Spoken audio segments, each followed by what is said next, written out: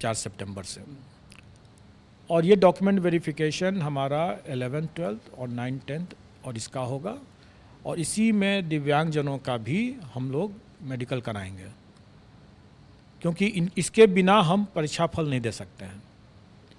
और स्वाभाविक है कि इसमें चूँकि ये ST वाले हैं,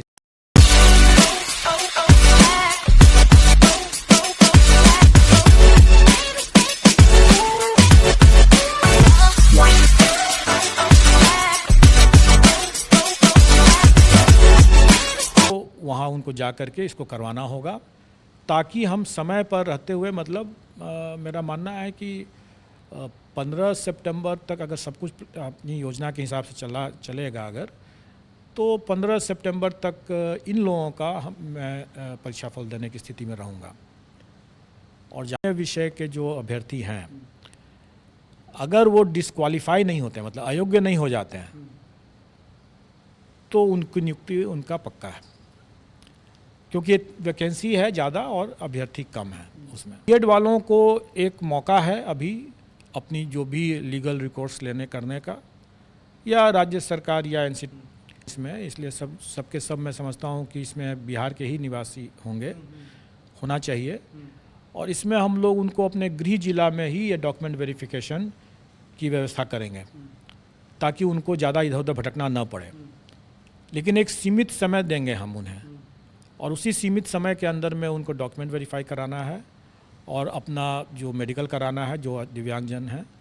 और अगर उसमें कोई मेडिकल में अगर उनको रेफ़र किया जाता है IGIMS में या किसी और हॉस्पिटल में, तो वहाँ तक प्राथमिक की बात है, वो मैंने पहले ही बताया कि उनका डॉक्यूमेंट वेरिफिकेशन भी हम लोग स्टार्ट कर देंगे। और लेकिन उसमें थोड़ा टाइम लगेगा, तब तक प्राथमिक के अलावे जितने लोग हम लोग कर चुके रहेंगे। तो प्राथमिक वाले में थोड़ा सा विलम्ब है, और विलम्ब का कारण एक तो यह है कि उनकी संख्या बहुत ज़्यादा है और उसमें हमें कई तरह की चेकिंग करनी है। और दूसरा जो BEd वर्सेस BTC का भी एक मुद्दा है। इसलिए इन सब को ध्यान में रखते हुए मेरा मानना है कि उनका डॉक्यूमेंट वेरिफिकेशन में थोड़ा टाइम लगा। मैंने अपने पिछले प्रेस कॉन्फ्रेंस में ये कहा भी था कि 20 से 25 के बीच के आसपास में मेरा मानना हो सकता है, उससे पहले भी हम लोग स्टार्ट कर सकें। इतनी बड़ी संख्या में कई अच्छे अभ्यर्थी होंगे, क्योंकि अगर प्राइमरी का भी अगर लिया जाए तो इतनी बड़ी संख्या में है, तो कट ऑफ मतलब अच्छा होगा। और आप लोगों ने देखा होगा कि 67th की पुनर्परीक्षा से लेकर के अभी तक जितनी परीक्षाएं हम लोगों ने लिया है, किसी में भी पेपर लीक या वायरल होने की कोई बात नहीं आई है। और अब ये बिंदु जो है आप इतिहास अब हो गया हमारे लिए। और आप ये भी देख रहे होंगे कि आज की जो चर्चाएं भी हो रही हैं, वो वायरल या पेपर लीक के बिंदु पर नहीं हो रही है। अब परीक्षा की गुणवत्ता, प्रश्न पत्र की गुणवत्ता और इस तरह की चीज़ें की बातें हो रही हैं, जो कि अच्छी बात है। शैक्षणिक बिंदुओं पर अगर विचार विमर्श अगर होता है, जो कमियां थी सिस्टम की 67th में जो हम लोगों ने देखा, जो वायरल हो गया, उन कमियों को हम लोगों ने चरणबद्ध तरीके से दूर किया। और उसमें से ये भी एक प्रयास था कि हम लोगों ने पहले स्टार्ट किया कि अभ्यर्थियों के समक्ष ही उसको अनसील किया जाएगा। लेकिन हम वहीं तक हम लोग संतुष्ट नहीं हुए, क्योंकि हमारा मानना है कि अगर हम उनसे 2 कदम आगे नहीं रहेंगे तो कदाचार करने वाले सेंध मार देंगे। इसलिए आवश्यक था कि हमें अपनी व्यवस्था में हमेशा लगातार परिवर्तन करते रहना, उसमें सुधार करते रहना। और उसी की कड़ी में इस बार हम लोगों ने यह भी किया कि जो रिटर्न सील जो होगा, वो सील हमारा होगा। अभी तक हम लोगों ने पिछले बार में ये किया था कि जो रिटर्न सील होगा, मतलब रिटर्न बक्सा जब आएगा तो उसमें बक्से को जो सील किया जाएगा वो सेंटर सुपरिटेंडेंट का सील होगा। लेकिन इस बार हम लोगों ने उसको ही बदल करके कर दिया कि नहीं, सेंटर सुपरिटेंडेंट का वो सील नहीं होगा, वो सील हम देंगे।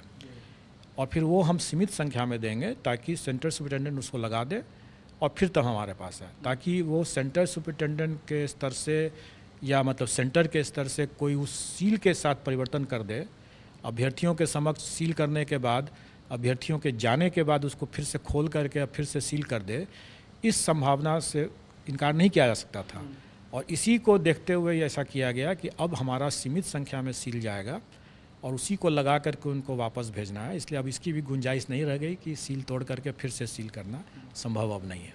सर अब का मामला है उसमें एक समस्या ज़रूर है जो कि आप सब लोग अवगत हैं इस बात से कि बीएड वर्सेस बीटीसी की जो बातें चल रही हैं, इसमें जब तक वो कन्फ्यूज़न दूर नहीं हो जाता है कि बीएड का क्या करना है, तब तक स्वाभाविक है कि हम बीएड का रिज़ल्ट नहीं दे सकेंगे।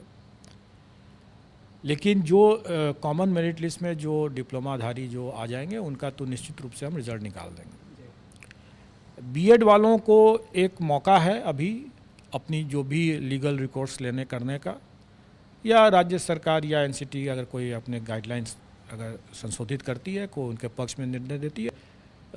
9th-10th में सिर्फ 4 विषय हैं और हायर सेकेंडरी में मतलब 11th-12th में सिर्फ 3 विषय को अगर छोड़ दें, मतलब कि 7 विषय को अगर छोड़ दें तो बाकी किसी भी विषय में कट ऑफ के लिए चर्चा करना, विमर्श करना या उसके लिए परेशान होने की कोई ज़रूरत नहीं है।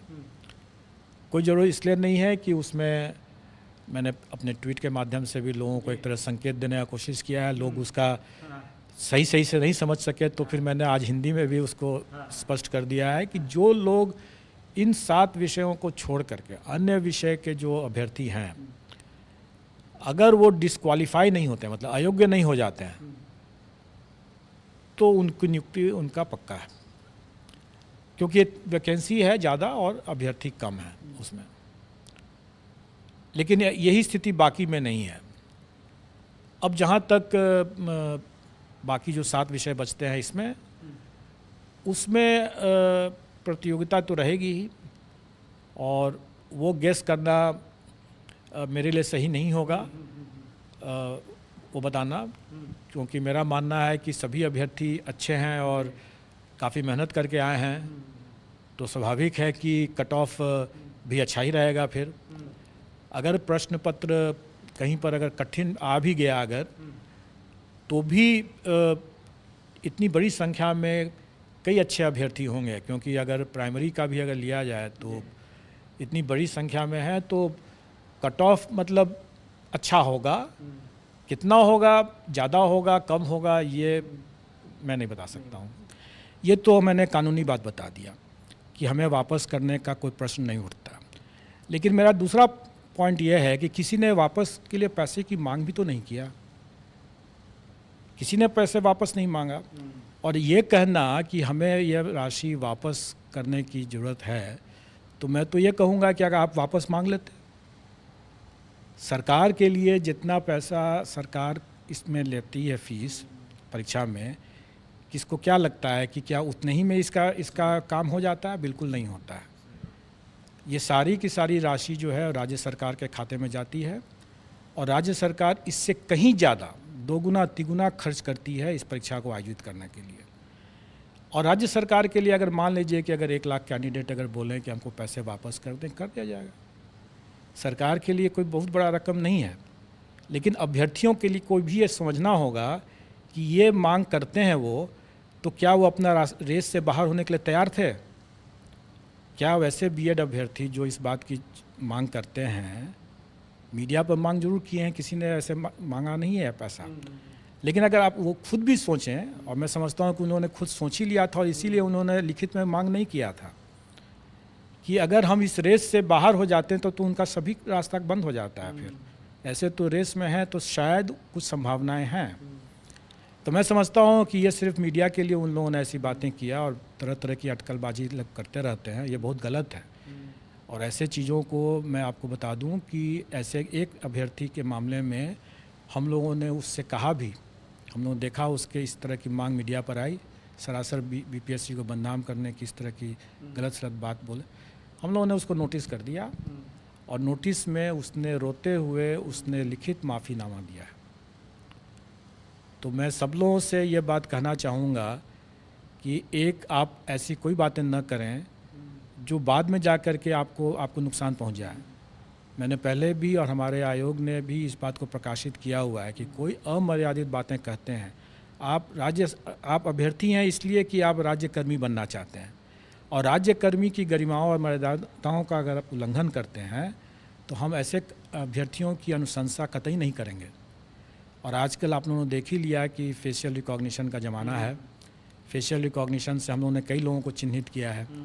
हमारे लिए बहुत आसान है कि जो मीडिया पर जो लोग आकर के गलत सलत बात बोल के चले जाते हैं, वो समझ कर रहे हैं कि सब पर नज़र है।